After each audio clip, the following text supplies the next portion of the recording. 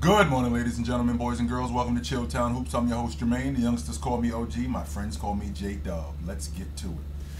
You know, there's nothing worse than being in a dogfight and not realizing that you're in a dogfight until it's too late. That's what's going on with Sacramento and the Golden State Warriors. These young guys come in, they're the higher seed, they play faster, it's more dynamic. They think that that's the way it's going to be. And they're not really prepared to be in a dogfight, even though Golden State has a number of different ways to win. Golden State has always been a team that plays fast, always. But we can't do that against everybody. Even though that's our game, we can't do that against everybody, especially at this stage. You know, Steph Curry is a little long in the tooth. Klay Thompson is getting up there. Dre is getting up there. So we got some guys that got some miles on them. So the way we have played in the past, which has been successful, well, we can still do that. We just can't do it as much as we used to. I mean, what I equated to is I equated to a boxing reference where I used to be able to get in the middle of the ring and I'll just slug it out with you. Well, I'm old now, so this young guy, I can't just get in the middle of the ring and just slug it out with him. I could slug it out with him for stretches, but I can't do that like I did 20 years ago. I don't mean me specifically as a boxer, but the Golden State Warriors have done a really good job at controlling the pace of the game. Picking times when to speed the game up, slowing the game down, making Sacramento, which I thought was going to be key in this series, making the Sacramento Kings guard in stretches.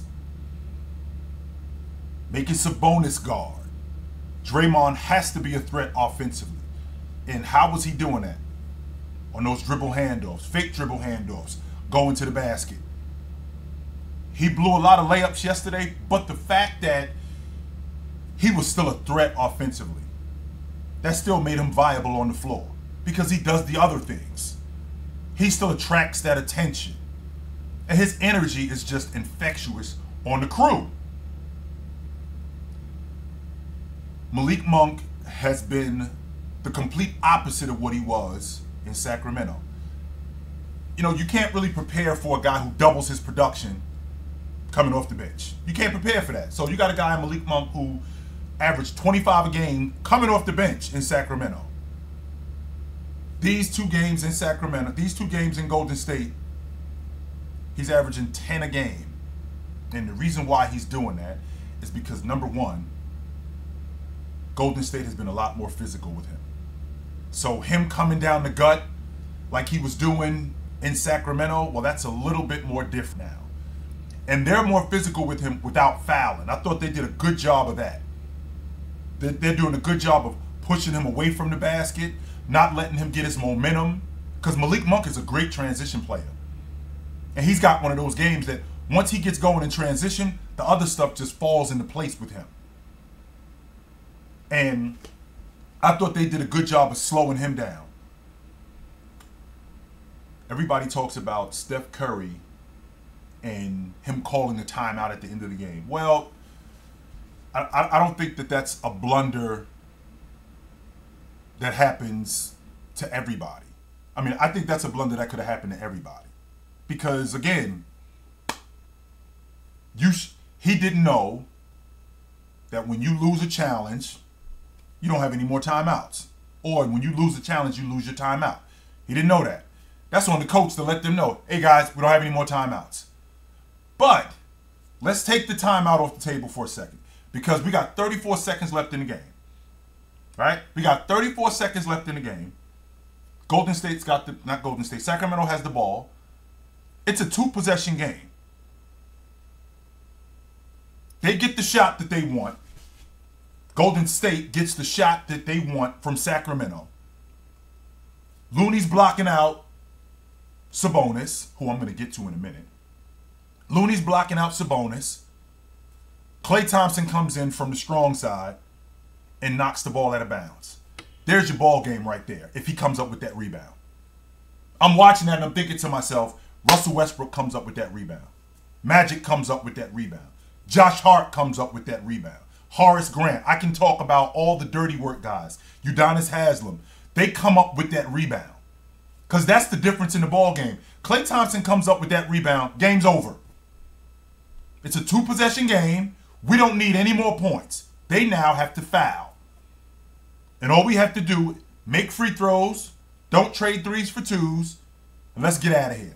But instead, they get the ball back. They get the ball back, and what happens? What happens when they get the ball back? De'Aaron Fox ends up knocking down a 3. So now we got a 1-possession game. And Steph Curry is rushing, which was out of character for him because I'm trying to figure out what was the rush. 1, we got the lead. 2, they got to come to us. There was no reason to rush. None. They have to come to us. So I thought that was uncharacteristic of him. So they almost gave the game away. But a win is a win, as we all know. And the series is going back to Sacramento. And I said this to you guys before. It's one thing to win game 1 or game 2 on your home floor. It's completely different when the series is tied and we're coming back to your building and you got to win game 5. Otherwise, you're facing an elimination game on the road. And you're not as good on the road as we are at home. You know, I had a lot of people talking to me about how the Sacramento Kings had the best record in the Western Conference on the road. I'll tell you what. I'll take the team that wins 80% of their games at home over the team that wins 60% of their games on the road. I'll take that team. I will take that team. Sacramento has to win game 5. They lose game 5, this series is over. We're not coming back to Sacramento. They have to win that. No question about it. Speaking of a must-win, I thought that was a must-win yesterday for Cleveland. I think that series is over. I don't think we're coming back to New York. The Knicks are just out-toughing these guys. That's all it is, more than anything. And what I don't like to do is I don't like to oversimplify things because it's a lot more complex when you dig deep into the game. So, for example, Julius Randle, offensively, has not looked good. And a lot of people think that with him not looking good, oh, here we have another episode of what was going on in the playoffs 2 years ago. Well, you're completely discounting that. He's going up against arguably the best defensive player in the game and the best defensive team in the game. This is the same Cleveland Cavaliers team that has held the Knicks, who average 116 a game. They average 116 a game. They've held them to under 100 for the series. The problem Cleveland is having is that they can't score. Why can't they score? They can't score because they got a bunch of kids in Darius Garland, Mobley, Okoro, who I'm going to get to also in a minute, Okoro, Jared Allen, who are looking to Donovan Mitchell as their vet to get them over the, not to get them over the top, to take the lead. He's got to score all the points, which he's fantastic at that. But the young guys, Darius Garland, Mobley, they haven't been as assertive offensively. And the reason why they haven't been as assertive offensively is because they concentrated solely on defense. And offensively, they haven't really improved. Don't get me wrong, I think that the Knicks are doing a damn good job of jumping Darius Garland. I think that they're doing a good job of getting the ball out of his hands and making Karis LeVert make tough shots. I think they're doing a damn good job at that. But I think that Cleveland is relying solely on Donovan Mitchell, which is why I had them as a semifinals team at best. But their youth is showing in this series. Their youth is showing. I think Evan Mobley has done a great job of pushing Julius Randle away from the basket and making him settle for jump shots, particularly the long ball. I think in the last 2 games he's 2 for 14 on the long ball. And people say, well, he's bailing out. He's bailing out Mobley. Well, he's not. He's not bailing out Mobley. Mobley is not going to let him push him around like he did in the previous game. In the previous 2 games. I got to get tougher, and he's done that. So defensively, I think he's done a really good job on Julius Randle, keeping him on the long ball line, keeping him on the perimeter, challenging him at the rim, and making him make tough shots, forcing him into tough shots, which would explain why in the last 2 games, he's 6 for 25, 2 for 14 on the long ball. The difference in this series has been R.J. Barrett. He's gotten progressively better.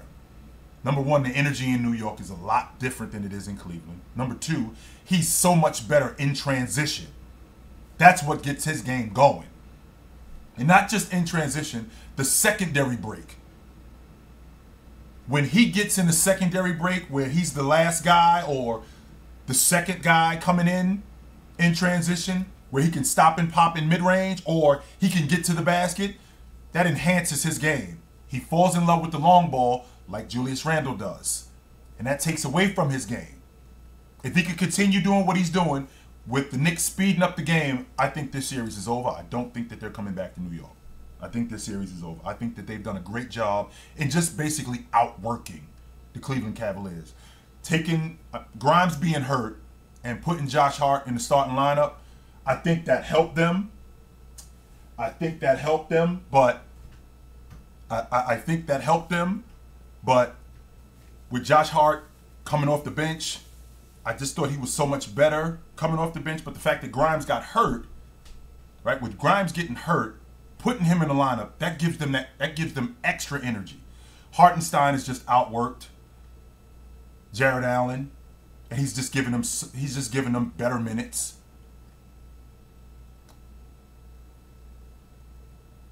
I just think that I think that they're a better team. I do. I think that they're a better team. They've outworked them, and that's going to be the difference in this series. And it's been the difference in this series. You know, speaking of outworking guys, I think that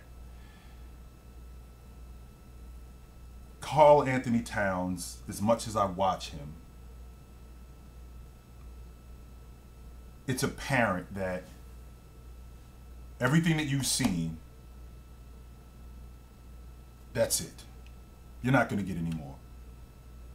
I mean, Aaron Gordon should not play you to a tie. 4 points, 6 rebounds in the second half, including the overtime. And the reason why is because there is no aggression there. Right? There is no aggression there. He's not assertive offensively. Cat looks like the lead dog. And with Cat looking like the lead dog, they just look so much more potent offensively. Rudy looks like he plays better off of him. Mike Conley looks like he plays better off of him. Now, I understand that Cat, his ability to rebound, his ability to score, his ability to handle the ball, a guy at his size, the skill set that he has, it's so enticing. Because I watch the guy and I'm thinking to myself, again, why isn't this guy first team All-NBA every year? What's going on? But I just don't think the other thing is there. The skill set, all of that stuff, it's there. It's that other thing that's not there. Because that other thing isn't there, he can't help them the way they need him to. I thought Rudy gave them some real positive minutes. Man in the paint, rim protecting. He did what he could to stay out of foul trouble against Joker, but Joker is such a handful. I thought the end of that game, I mean, they're up, I think the last 2 minutes of the game, they're up 12. They had enough to win that game without the drama at the end. But I thought they did a terrible job at rebounding and guarding the long ball line. I thought Rudy did what he could. But when you get that late in the game, what has to happen? What has to happen is this now has to be a group effort. I can't just solely rely on Rudy to rebound. I can't solely rely on Rudy to just man the paint. I got to help him. I don't think that they did a good job in Minnesota in doing that. I think this series is over. Going back to Denver, I think that they beat them going away. So it's the playoffs, guys. It is the playoffs. I am extremely excited about it. I'm looking forward to more of it. I will be here. You guys know where to find me. But until then, take it light, but take it.